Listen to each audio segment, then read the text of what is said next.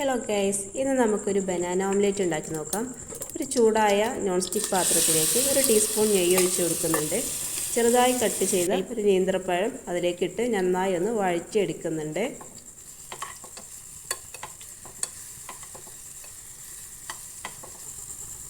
അതിനുശേഷം കുറച്ച് കാഷ്യൂനട്ട് ഇട്ട് ഒന്ന് നന്നായിട്ട് ഇളക്കിയെടുക്കുന്നുണ്ട്.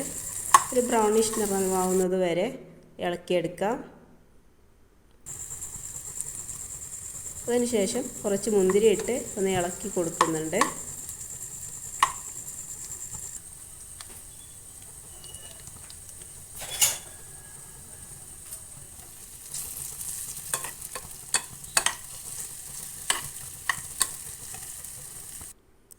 ഇനി നമുക്കൊരു മുട്ട എടുക്കാം. ഒരു പിഞ്ച് ഉപ്പും ഇത്തിരി ഏലക്കാപ്പൊടിയും ഇട്ടിട്ട് നന്നായിട്ടൊന്ന് ഇളക്കിയെടുക്കുക.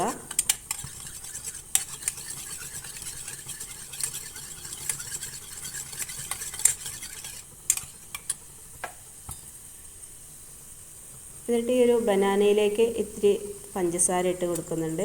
ഈ ഒരു മുട്ടയിലേക്കും കുറച്ച് പഞ്ചസാര ഇട്ട് കൊടുക്കുന്നുണ്ട്.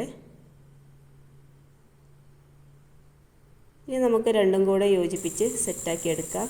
ഇതിൻ്റെ മേലെ ഓരോ രീതിയിൽ നമുക്ക് ഈ ഒരു മുട്ട ഒഴിച്ച് കൊടുക്കാം. ഒരു ഓംലേറ്റിൻ്റെ ഒരു പാകത്തിന് വെന്താൽ നമുക്ക് ഈ ഒരു റെസിപ്പി ഇവിടെ റെഡിയായി. ഇത് നമുക്ക് ബ്രേക്ക്ഫാസ്റ്റായിട്ടും യൂസ് ചെയ്യാം, ഈവനിങ് സ്നാക്കായിട്ടും യൂസ് ചെയ്യാം. വളരെ ഈസി ആയിട്ട് തയ്യാറാക്കാൻ പറ്റിയൊരു റെസിപ്പിയാണിത്. അപ്പോൾ ഓക്കെ, താങ്ക് യു.